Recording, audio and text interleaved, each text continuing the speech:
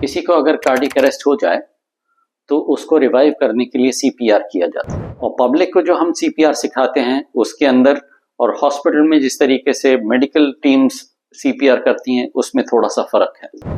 और किस तरीके से आप वो एक्सपर्ट्स वाला सीपीआर पब्लिक के अंदर भी कर सकते हैं उसका एक तरीका भी बताता हूँ। हॉस्पिटल के अंदर जब सीपीआर किया जाता है तो उसके अंदर हम स्टार्ट करते हैं चेस्ट कंप्रेशन से, और 30 चेस्ट कंप्रेशंस के बाद एक कोई बंदा वो हेड एंड के ऊपर खड़े होकर के बैग वाल्व मास्क के जरिए से ऑक्सीजन के साथ में उसको वेंटिलेट करता है लंग्स को, और उसको 2 ब्रेथ्स देता है।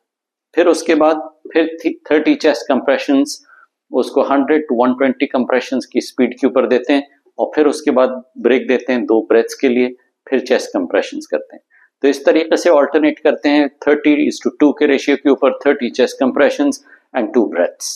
ले पब्लिक को हम ये सिखाते हैं कि आप चेस्ट कंप्रेशन कर लो, वेंटिलेशन की इतनी ज्यादा फिक्र मत करो, क्योंकि उसके बहुत सारे रीजंस हैं। एक तो ये कि वेंटिलेशन जब करना होता है तो वहां पे ले पब्लिक के अंदर कोई मास्क नहीं है, कोई ऑक्सीजन नहीं है, देने का कोई जरिया नहीं है, तो उसके लिए जो ट्रेडिशनल टीचिंग है वो माउथ टू माउथ ब्रीदिंग है, जिसको कहते हैं किस ऑफ लाइफ। उसके लिए पेशेंट की नाक को स्क्वीज करके इस तरीके से अपने लिप्स को पेशेंट के लिप्स के ऊपर सील करके और फिर ब्लो करते हैं अंदर ताकि उसकी चेस्ट राइज हो सके।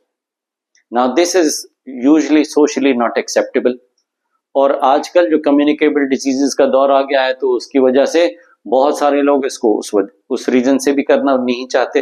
तो अब इसका ऑल्टरनेटिव क्या हो सकता है?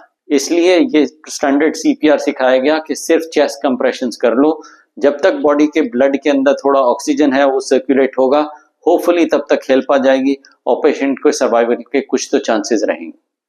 बट बेस्ट तरीका यह है कि चेस्ट कंप्रेशन भी हो और वेंटिलेशन ऑक्सीजनेशन भी हो। But out of the hospital ये किस तरीके से मुमकिन हो सकता है, आइए मैं आपको बताता हूँ। ये एक डिवाइस है जिसको कहते हैं सीपीआर मास्क और resuscitation mask. Open the box, take out the mask. ये फोल्ड किया हुआ कंप्रेस हुआ ऐसा रखा है, इसको प्रेस करके ओपन कर लीजिए। इसके अंदर यहाँ पे एक फिल्टर है, ये फिल्टर के जरिए से पेशेंट के सिक्रीशंस या ब्लड जो है रेस्क्यू ब्रेथ देने के लिए जा रहा है, उसकी हिफाजत हो जाती है। ये अक्रॉस द फिल्टर ये नहीं आते सिक्रीशंस। यहाँ पे एक छोटा सा नोजल है जिसको ओपन करके अगर आपके पास ऑक्सीजन अवेलेबल है तो यहाँ पे इस नोजल के अंदर ऑक्सीजन लगा सकते हैं। इसके अंदर एक इलास्टिक बैंड है जिसको पेशेंट के हेड के पीछे लगाया जा सकता है ताकि मास्क जो है वो डिस्प्लेस नहीं हो। स्टैंडर्ड तरीके से सीपीआर स्टार्ट होगा, 30 चेस्ट कंप्रेशंस होंगे। अगर अकेले सीपीआर कर रहा है एक आदमी तो वो चेस्ट कंप्रेशन के बाद फिर वो पेशेंट के एयरवे को ओपन करके और मास्क के अंदर 2 बार ब्लो करेगा। अगर 2 लोग हैं तो एक आदमी चेस्ट कंप्रेशन करेगा और दूसरा आदमी जो है हेड टिल चिन लिफ्ट करके और मास्क को फर्मली फेस के ऊपर होल्ड करके अब उस मास्क के अंदर ब्लो करेगा 2 बार ताकि उसको 2 रेस्क्यू ब्रेथ दे सकें। इस तरीके से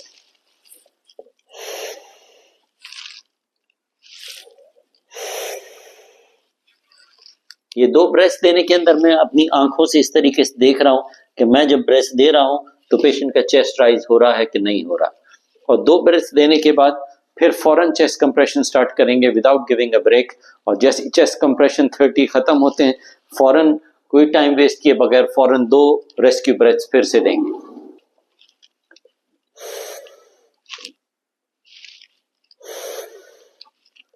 इसको ऑल्टरनेट करते रहें without wasting any time in between, so that we are giving some ventilation to the lungs, some oxygen is going there and that is being pumped around in the body. So hopefully this way a longer length of resuscitation can be done। लंबे अरसे तक जो है CPR चल सकता है और patient की जान बचाने के चांसेस जो है इसके जरिए से और ज्यादा बढ़ जाते हैं। ऐसा रिससिटेशन मास्क आपको 500 रुपए से कम में इंडिया के अंदर मिल सकता है। इसको लेकर के आप अपने बैग के अंदर जरूर रखें, हो सकता है इसके जरिए से आप कभी किसी की जान बचा सकें। All the best.